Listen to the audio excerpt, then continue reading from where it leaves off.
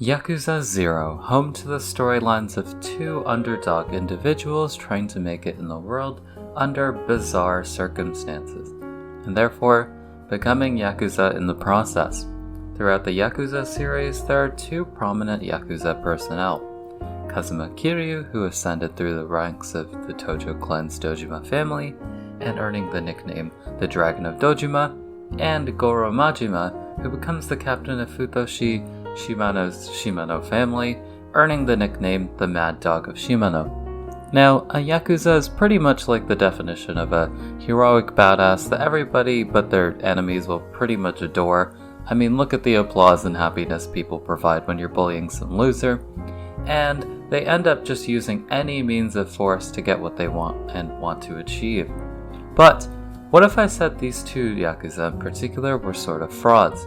Well, for clickbaiting purposes we can call them frauds, but there's probably a better term for this, like a badass with a pure heart, heroic villain, whatever. But let's go through some instances where they don't appear to be the hard, cold-blooded men who the term Yakuza stereotype them to be, specifically in Yakuza 0. Now before we get started, actually, do leave a like, do subscribe, and do leave a hate comment. I meme it. I mean, you can leave a normal comment if you'd like, but anything helps the algorithm. Thank you very much, and let's get on with the video. Number 1. The Video Game Kid. In Yakuza 0, there are several side quests for you to complete. Not that it does much other than unlock a few perks, but they're still really fun to do.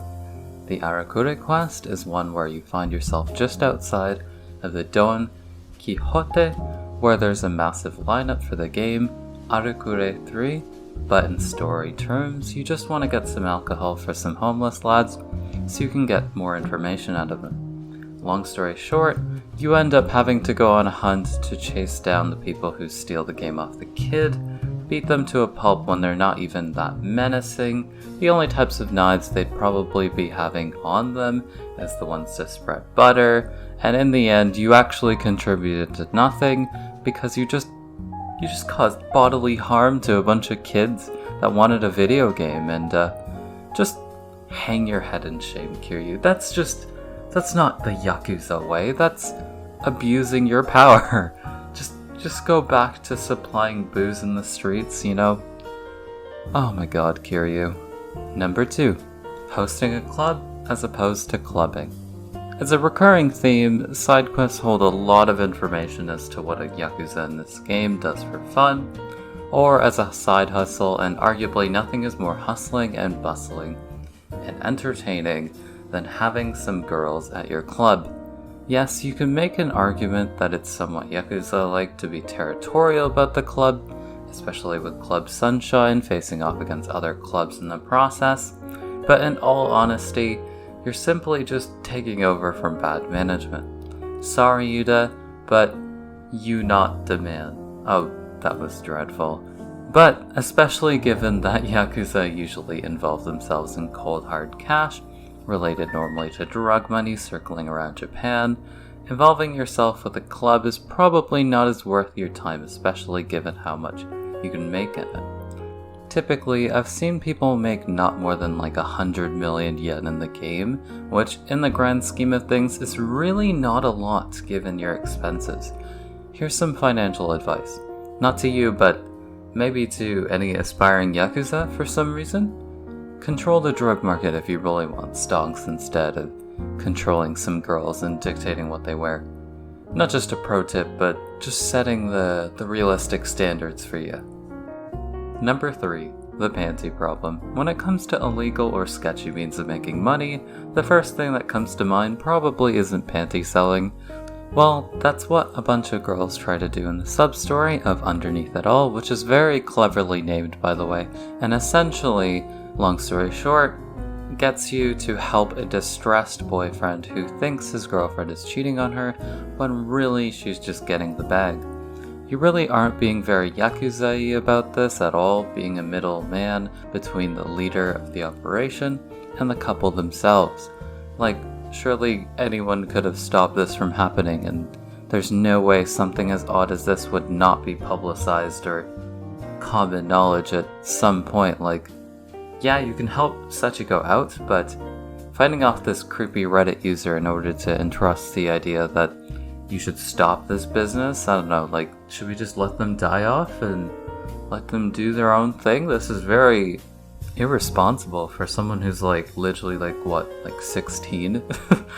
Jeez. But I mean, money is money, but your life is your life, so chase the bag if you wish, but this is no place for a Yakuza intervention. This is any reasonably sane adult trying to stop this and clearly sees like what's going on. Yeah. There's no Kiryu, there's no Majima needed, just an adult. That's about it. Last but not least, number 4, music career. We all know what this is about, let's not play stupid now. The damedanes of the sad yet elegantly sung Baka Mitai from a very own Kiryu, and the Love Live idol wannabe Majima with his top hit 24-hour Cinderella, where he becomes this big ol' unrealistic standard men we all wish to become, and you've got yourself 2 Yakuza who are simply in the wrong profession. I mean, come on, were you dropped as a child? Hopefully not the same way I imagine Air Canada drops their delicate stuff, because that's pretty bad, but back to those real high flyers, where honestly speaking, if this whole Yakuza thing didn't work out, what's stopping you from becoming the biggest Japanese hit on the music scene? I can't wait for season 412 of like Haikyuu or something to have like the Nightcore version of 24-hour like Cinderella or something. Like, come on, we know we all want it.